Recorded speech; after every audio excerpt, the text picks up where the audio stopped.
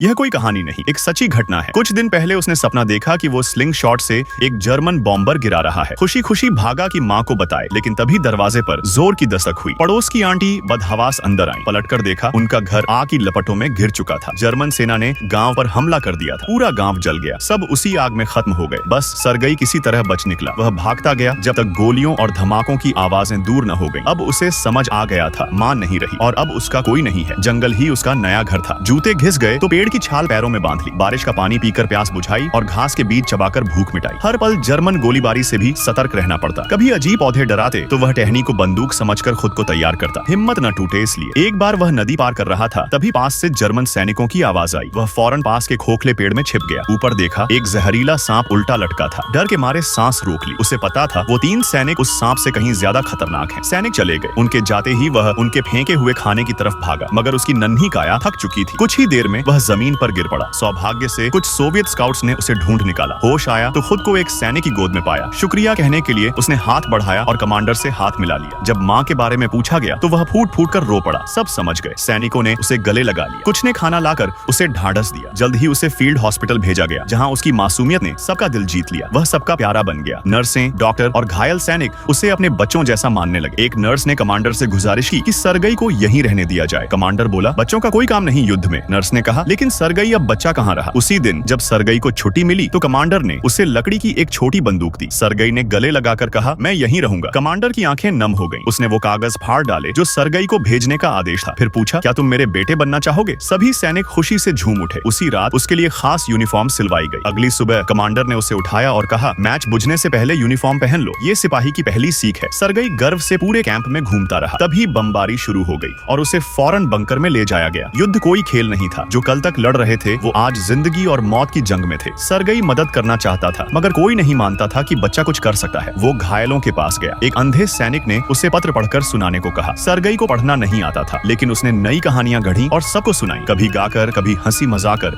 वह सबका मन हल्का करता। पार्ट 2 के लिए सब्सक्राइब करें।